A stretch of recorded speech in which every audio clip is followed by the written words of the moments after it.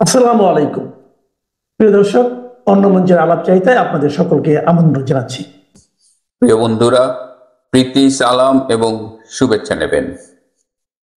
ঢাকা ক্যান্টনমেন্টের অবস্থা বলা যায় যে এক ধরনের বিস্ফোরণ উন্মুখ। যে কোনো মুহূর্তেই যে কোনো কিছু ঘটে যেতে পারে।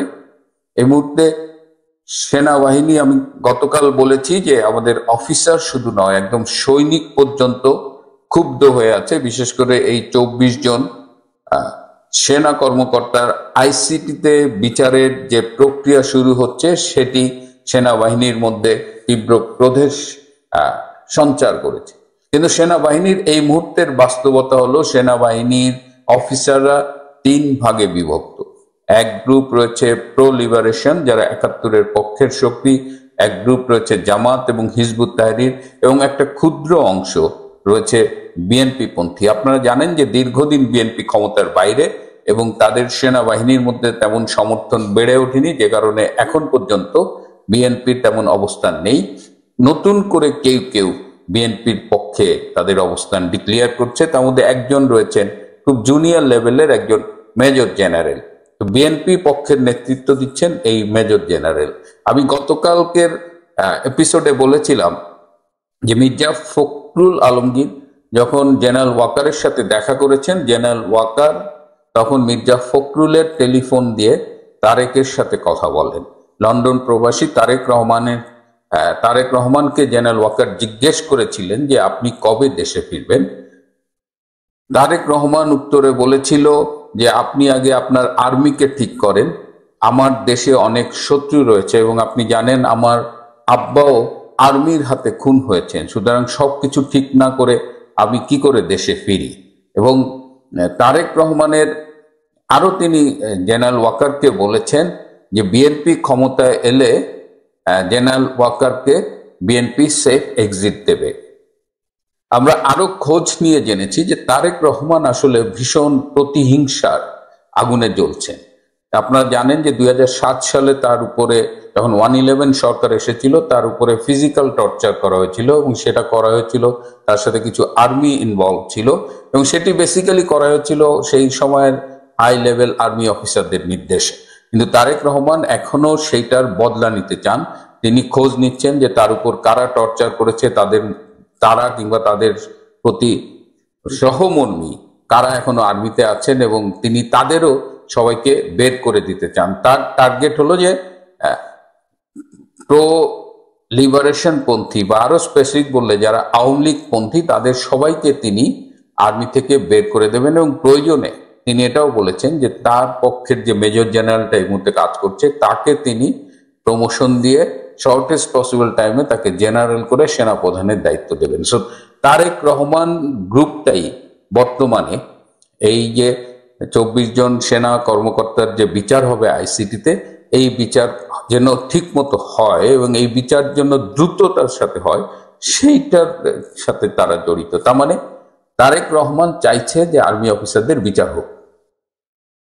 তাহলে এই অবস্থায় আর যারা প্রো লিবারেশন পন্থী তারা চাইছে কোনো অবস্থায় যেন ওই বিচার না হয়, কারণ এর সাথে আর্মি অ্যাজ অ্যান ইনস্টিটিউশন, তার ইমেজ জড়িত, তার ভাবমূর্তি জড়িত, এবং এটা যদি হয় তাহলে ভবিষ্যতে আর্মির কোনো অবস্থান থাকবে কিনা বা আর্মি অ্যাজ অ্যান ইনস্টিটিউশন কিভাবে পারফর্ম করবে সেটা নিয়েও প্রশ্ন দেখা যায়। এই মুহূর্তে জামাতের ভূমিকা কি, জামাতপন্থীদের ভূমিকা কি? জামাতপন্থীরা একটা মধ্যপন্থা অবলম্বন করছে এবং তারা এই সেনাবাহিনীর অফিসারদের এইভাবে বিচারটা চায় না। তার মানে হলো এই যে সেনা কর্মকর্তাদের বিচার, এটা মূলত তারেক রহমান এবং বিএনপি পন্থীদের একটা মানে উদ্যোগ এবং তারা প্রতিশোধ নিতে চায়। এবং ডক্টর ইউনূস এই খেলাগুলো দেখছেন, তিনি বিভিন্ন গ্রুপের সাথে বাঁধিয়ে দিয়েছেন এবং তিনি এই সেনাবাহিনীর বিচারের পক্ষেই আছেন। তিনি চান সেনাবাহিনীর বিচার হোক। এই অবস্থায় গতকাল ভীষণ টেনশনে কেটেছে। বিএনপি পন্থীরা জেনারেল ওয়াকারের উপর প্রেশার করছে যেন এই 24 জনের বিচার হয়। জামাত একটা মধ্যপন্থী অবস্থানে নিয়েছে। প্রো লিবারেশন ফোর্সেস তারা এই বিচারটার বিপক্ষে অবস্থান নিয়েছে এবং তারা জেনারেল ওয়াকারকে একটা আলটিমেটাম দিয়েছে। তারা বলেছে যে আপনি দ্রুততার সাথে এই ব্যবস্থাটা, এই প্রবলেম সলভ করেন, প্রয়োজনে ক্ষমতা নেবার জন্য তারা জেনারেল ওয়াকারের উপরে প্রেসার দিয়েছেন।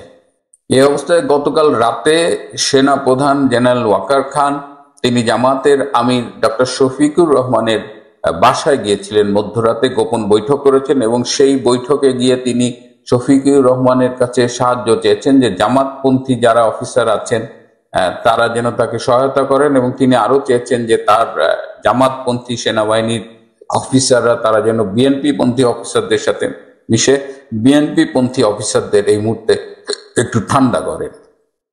তো এই অবস্থায় এই খবরটি কিন্তু গতকাল পেপারে এসেছিল, এই যে জেনারেল ওয়াকার খান যে জামাতের আমিরের সাথে দেখা করেছেন, কিন্তু এটি পরবর্তীতে এটি সরিয়ে নেওয়া হয়েছে, এটি আর পত্রিকায় নেই, কালের কণ্ঠ পত্রিকায় এটি দেখা গিয়েছিল।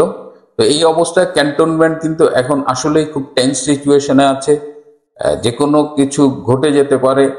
আমরা চাইছি না যে এমন কিছু ঘটুক যেটা এই মুহূর্তের পরিস্থিতি আরো জটিল করুক, কিন্তু জেনারেল ওয়াকার টেরিবলি ফেল করছে। এখন এখানে প্রাক্তন সেনা কর্মকর্তা, গতকাল আমি অনুরোধ করেছিলাম দে শুড স্টেপ ইন, তাদের অনেকেই চেষ্টা করছে এই সমস্যাটা নিরসন করতে, কিন্তু সেখানেও বিভক্তি আছে।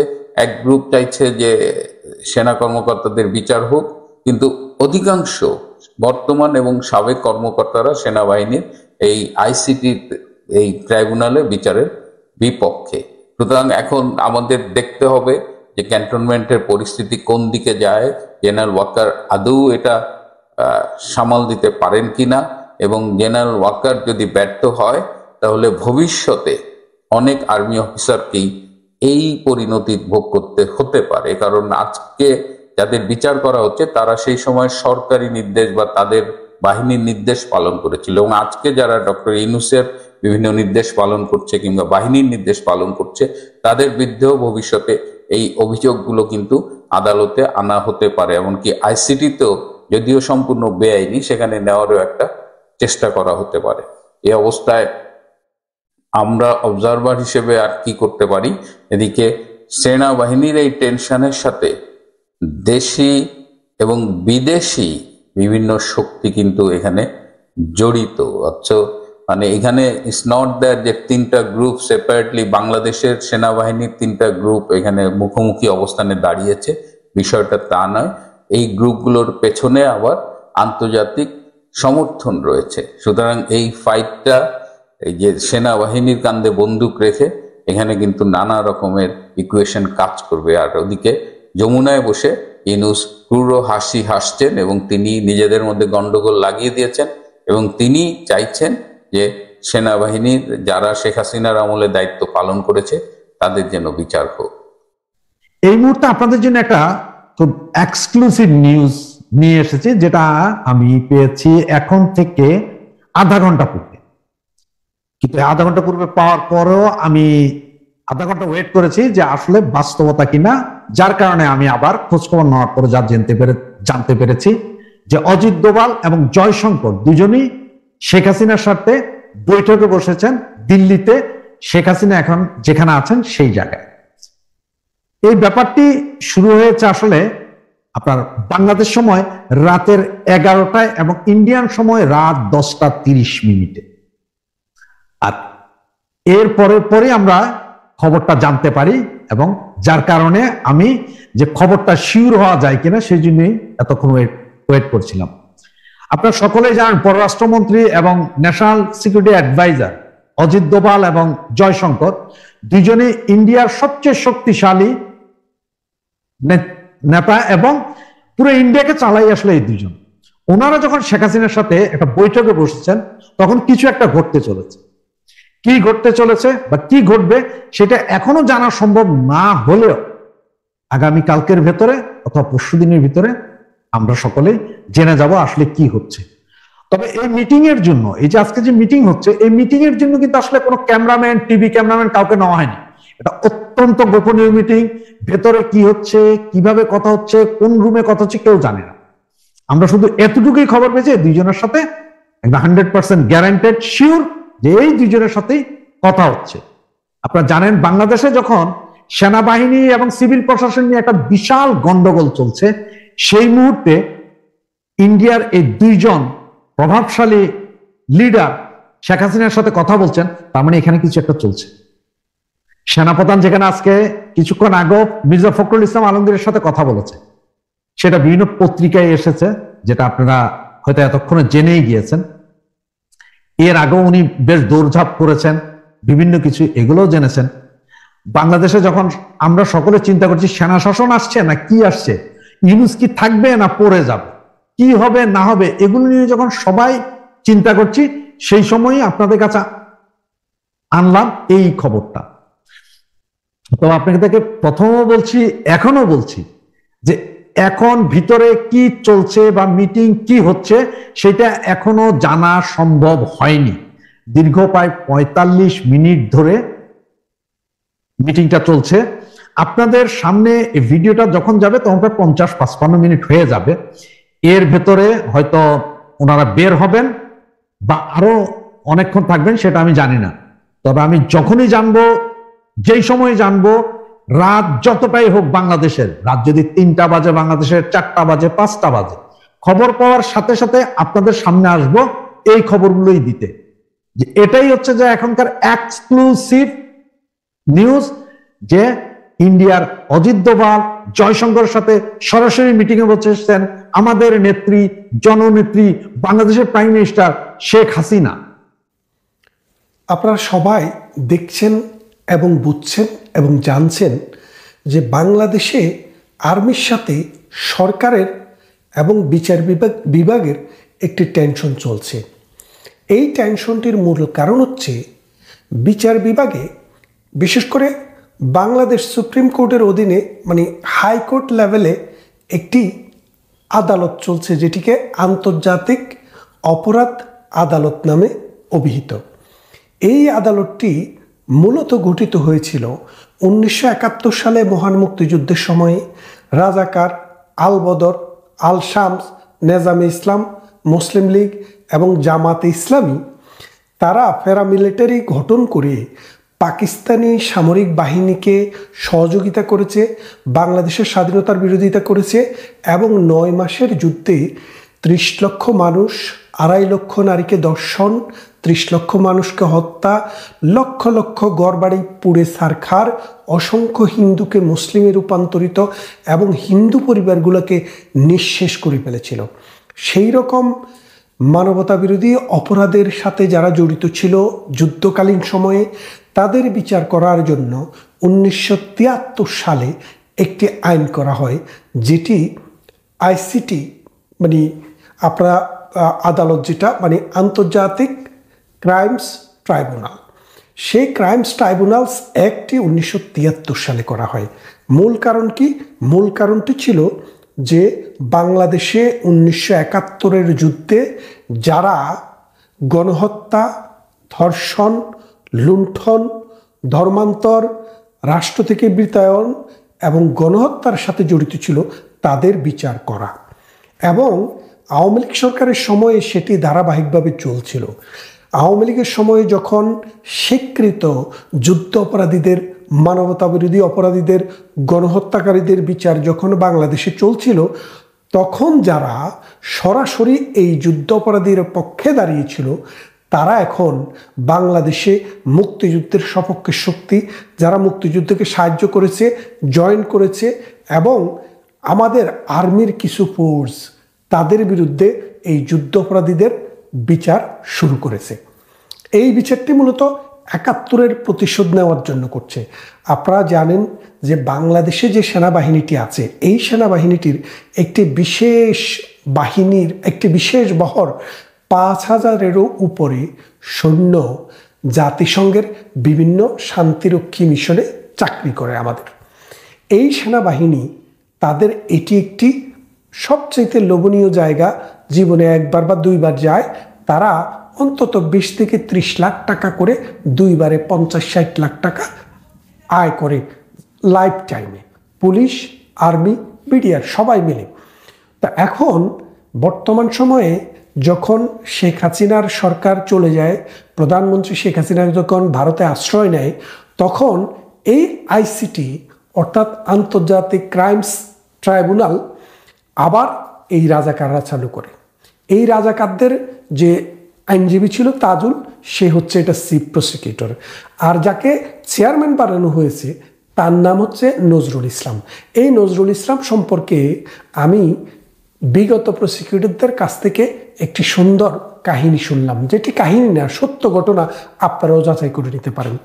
নজরুল ইসলামকে আইনমন্ত্রী আব্দুল মতিন খসরু আওয়ামী লীগের মন্ত্রী হওয়া সত্ত্বেও জামাতি এই লোকটিকে নমিনেশন দিয়েছিলেন একজন জাস্টিস হিসেবে সুপ্রিম কোর্টে। পরবর্তীতে যখন মীর কাশেম আলীর বিচার চলে, অর্থাৎ জামাত নেতা মীর কাশেম আলীর বিচার চলে, তখন তিনি অবসরে যান। তো আপনারা জানেন অবসরে গেলে 1 বছর পর্যন্ত এলপিআরে থাকে যে কোনো বিচারক অথবা সরকারি কর্মকর্তারা। এই 1 বছরে তাদেরকে ট্রিট করা হয় যে তারা সরকারি চাকরিতে আছে, বেতন পায়, ভাতা পায়, সরকারি বাড়ি পায় এবং অন্যান্য সুযোগ সুবিধা বহাল থাকে। তো তিনি যেদিন এলপিআরে গেলেন নজরুল ইসলাম সাহেব, সেদিন তিনি 1 সপ্তাহের মাথায় জাস্টিস সিনার কোর্টে যখন এই যুদ্ধ অপরাধীর বিচার চলছিল, তখন তিনি গিয়ে ওই যুদ্ধ অপরাধীদের পক্ষের আইনজীবী হিসাবে দাঁড়ালেন। তখন প্রসিকিউশন টিম সিরিয়াসলি অবজেকশন দিল যে তিনি তো এখনো জাস্টিস, কারণ এলপিআরে থাকা মানে তিনি আরও 1 বছর জাস্টিস।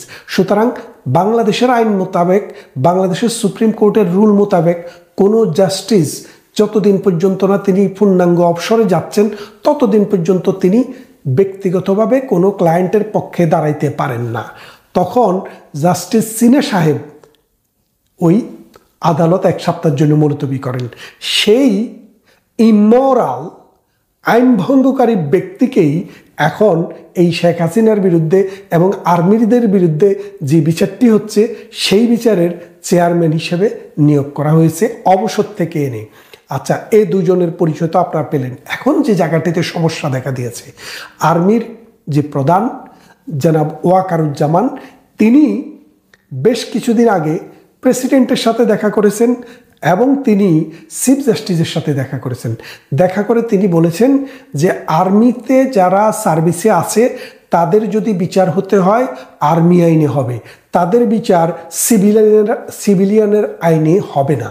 বাংলাদেশে যদি আর্মি কোনো ক্রাইমের সাথে জড়িত থাকতো, আর্মি যদি দুর্নীতির সাথে জড়িত থাকতো, তাহলে কিন্তু বাংলাদেশের আর্মি জাতিসংঘের শান্তিরক্ষী বাহিনীতে যেতে পারতো না। জাতিসংঘের শান্তিরক্ষী বাহিনীতে যাওয়ার পূর্ব শর্ত হচ্ছে যে যেই দেশের আর্মি সরাসরি রাজনীতিতে হস্তক্ষেপ করে, যেই দেশের আর্মি সরাসরি রাজনীতিকে ডিকটেট করে, যেই দেশের আর্মি গণহত্যা করে, মানবতাবিরোধী অপরাধ করে এবং জননির্যাতনের সাথে জড়িত থাকে, তাদেরকে জাতিসংঘ কখনো শান্তিরক্ষী বাহিনী নিতে নেয় না। তাহলে আপনারা বোঝেন, এখন বাংলাদেশের যে সেনাবাহিনী, তারা যারা ডিজিএফআই, এনএসআই বিভিন্ন প্রতিষ্ঠানে কাজ করেছে, প্রধান ছিল, তাদের বিরুদ্ধে এখন এই জামাতিরা, এই ডক্টর ইউনূসের ফালক পুত্ররা কি করেছে? গণহত্যার অভিযোগ এনেছে। গণহত্যা না, মানবতা বিরোধী অপরাধের অভিযোগ এনেছে। এই মানবতা বিরোধী অপরাধটা কি? মানবতা বিরোধী অপরাধ হচ্ছে এমন কোনো অপরাধ যেই অপরাধটি কোনো একটি বিশেষ গোষ্ঠীর বিরুদ্ধে সংঘবদ্ধভাবে রাষ্ট্র সিস্টেমেটিক্যালি তাদেরকে নিঃশেষ করার চেষ্টা করে। এখন বাংলাদেশে দেখেন, ছাত্ররা কোনো বিশেষ গোষ্ঠী না, বিশেষ শ্রেণী না। ছাত্র শুধু বিএনপির নাই, জামাতের নাই, আওয়ামী লীগ, জাতীয় পার্টি, জামাত, যেই কোনো দল, সকল ঘরে ঘরে ছাত্র। এরা কোনো বিশেষ শ্রেণীভুক্ত না, এদেরকে হত্যা করার কোনো চেষ্টা করা হয়নি। শুধুমাত্র রাষ্ট্র যখন আক্রান্ত হয়েছে তখন তাদেরকে বাঁচানোর জন্য অনেক জায়গায় গুলি হয়েছে। সেই গুলিতে রাষ্ট্রের হিসাব মতো মাত্র 400 লোক মারা গেছে। আর বাকি যারা মারা গেছে তাদের সাথে রাষ্ট্রের কোনো সম্পর্ক নেই। আর এই যে 400 মারা গেছে, এদেরকেও পুলিশ, আর্মি বা আমাদের বিজিবি গুলি করে মারে নাই। এদেরকে হাসনাত, সার্জিসদের নেতৃত্বে যে প্যারামিলিটারি বাহিনী ছিল তারাই গুলি করে হত্যা করেছে।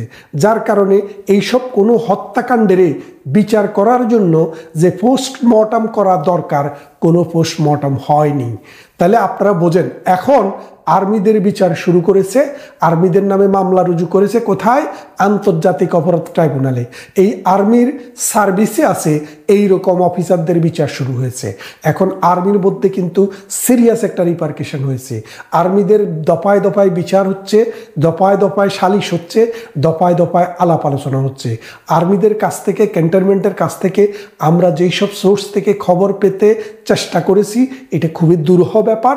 তারপরও আমরা যেটুক খবর নিতে পেরেছি যে শেষ পর্যন্ত যদি সরকার, যদি ডক্টর ইউনূসের রাজাকার বাহিনী ওই যুদ্ধ অপরাধীদের বিচারের সময় যিনি যুদ্ধ অপরাধীদের পক্ষে ছিল, মানবতা বিরোধী অপরাধীদের পক্ষে ছিল, সেই রাজাকার তাইজুল এবং ইমোরাল জাস্টিস নজরুল ইসলাম যে মানে আর্মিদের বিরুদ্ধে যে উদ্যোগ নিয়েছে তাদের বিচার করার জন্য, সেটা বুমেরাং হতে চলেছে।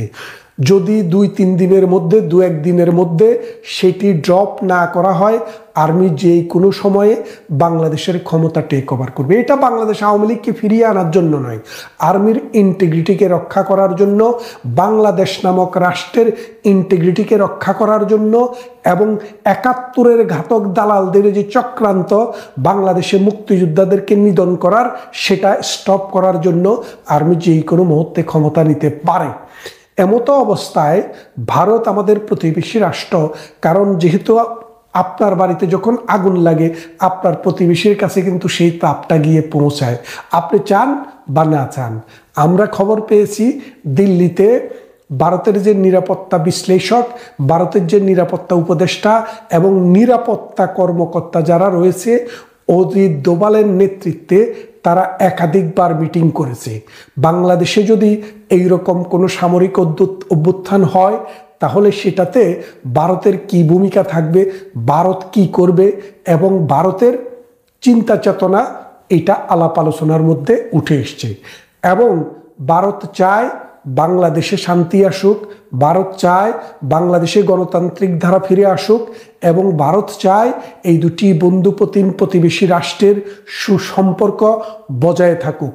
কিন্তু বর্তমানে বাংলাদেশে যে ইউনূস সরকার রয়েছে, রিসেট বাটন টিপ দিয়ে, অর্থাৎ রিসেট বাটন হচ্ছে 1971 যে বাটনটি আমরা ভারতমুখী হয়েছিলাম বাংলাদেশ, কারণ 71-এর মহান মুক্তিযুদ্ধে ভারত আমাদের পাশে এসে দাঁড়িয়েছিল এবং আমাদের যেই কোনো উন্নয়ন কর্মকাণ্ডে, অবকাঠামো, ভৌত এবং সামাজিক অবকাঠামোর বিনির্মাণে, বিদ্যুৎ উৎপাদনে ভারত আমাদের পাশে এসে দাঁড়িয়েছে।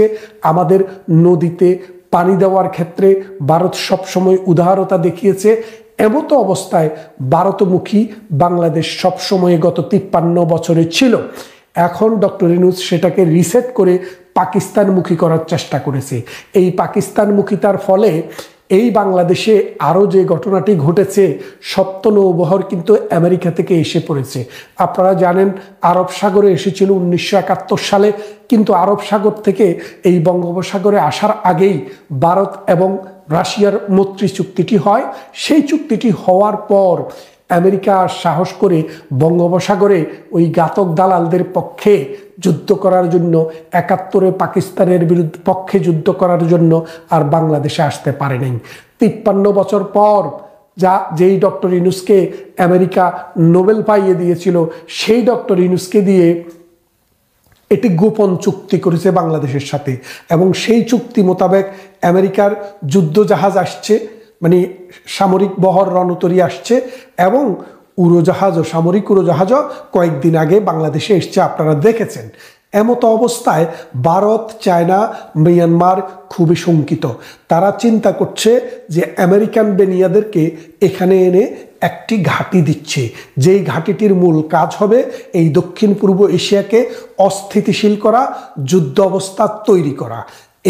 এর সাথে ডক্টর ইউনূসের জড়িত এবং এই জামাতে ইসলামী এবং বিএনপিরও একটি অংশ আমরা জড়িত বলে শুনেছি। আমরা সঠিক করে বলতে পারছি না, তবে তারাও জড়িত থাকতে পারে। সেটি সময় বলবে। তবে জামায়াতে ইসলামী সরাসরিভাবে তাদের সাথে জড়িত। এখন এই অবস্থায় বাংলাদেশে যে একটি টান টান উত্তেজনা বিরাজ করছে, এই উত্তেজনাকর পরিস্থিতিতে যেই কোনো মুহূর্তে আর্মি ক্ষমতা নিতে পারে। আর্মি যদি ক্ষমতা নেয়, প্রথমেই যাকে গ্রেপ্তার করবেন সেটি হচ্ছে রাজাকারের আইনজীবী তাজুলকে। এই তাজুলকে গ্রেপ্তার করা হবে এবং তার ভবিষ্যৎ কি আছে, তার কপালে কি আছে আমরা এখন বলতে পারছি না। তবে খুব শীঘ্রই আপনারা দেখতে পাবেন, এই জাতি দেখতে পাবে। কারণ বাংলাদেশের সেনাবাহিনীর কোনো ডিসপিউট গত 30 বছর 40 বছরের ভিতরেও নেই।